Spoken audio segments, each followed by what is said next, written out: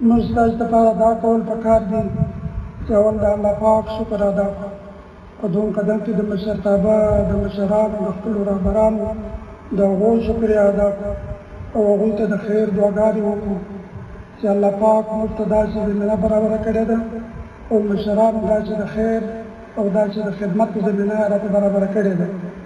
چې داسې اهم بنیادي کار کې موږ تاسو راغلي دي، هغه لکه د محاکمو کار، هغه لکه د قضا کار، هغه لکه د قضاوت کار او داسې د خیر په کار کې موږ راغلي دي.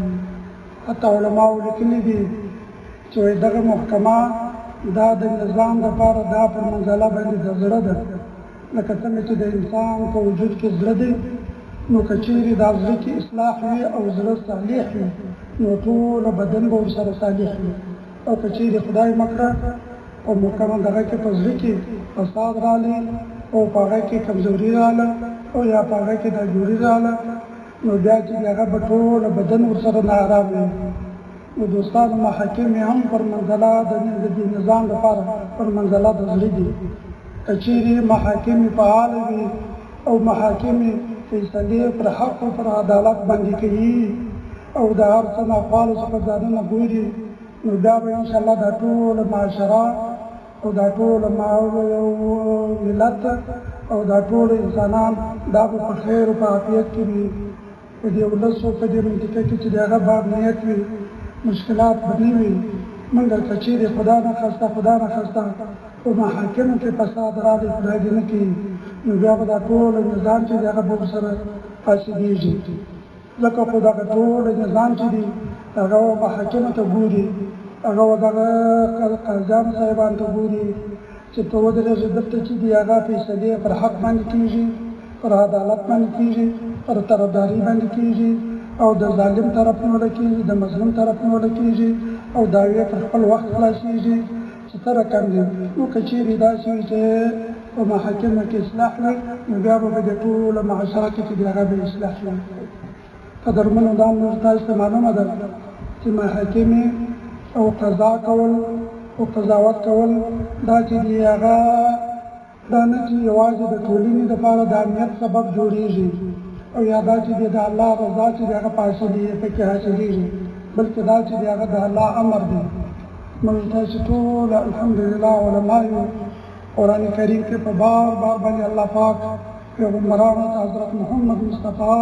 صلی الله علیه وسلم، حضرت داود علیه السلام نور پیغمبرانو ته خطاب کړی دی، امر یې ورته کړی دی چې تاسې عدالت قایم کړئ، تاسې فیصلې په حق باندې وکړئ، تاسې د ظالمانو مخنیوی وکړئ او تاسې د مظلومانو طرفداري وکړئ او د مظلومانو حق د ظالمانو سره وباسئ. لکه دا آیت کریمه چې دا اوس موږ تلاوت کړي چې الله پاک په دوو شیانو باندې موږ امر کوي چې دا د ټول نظام لپاره چې دی هغه بنیاد او اساس چې دی هغه جوړېږي. یو الله پاک په دې باندې امر کړي چې تاسې امانت خپل اهل ته وسپارئ، دا ډېر اساسي او بنیادي قاعده ده. بل په دې باندې الله پاک امر کړي چې الله وایي تاسې فیصلې په حق باندې وکړئ، واذا حکمتم بین الناس ان تحکموا بالعدل. لکه علما وایي چې دا چې هغه پر مخکې باندې ورته الله پاک امر کړی چې ان الله یامرکم ان تؤدوا الامانات. ټول موږ تاسو علما یو الحمدلله. او بیا لکه څنګه چې امر کړي په ادا د اماناتو باندې دغه رقم یې امر کړي په دې باندې واذا حکمتم بین الناس ان تحکموا بالعدل.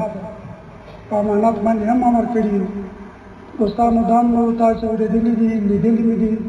چې امانت یوازې دغه ته نه ویل کېږي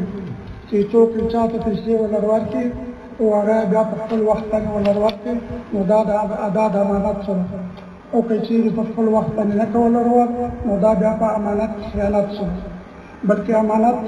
هغه علما وایي چې دا امانات په قرآن کریم کې دا په جمع باندې راغلی دي او دا چې هغه ټول امانات هغه که د الله پاک امانات دي او هغه که د بندګانو امانات دي، دا ټول زموږ ستاسو سره امانات دي. حتی چې دا کم مسؤلیت، دا کم قضاوت او دا کم افتا،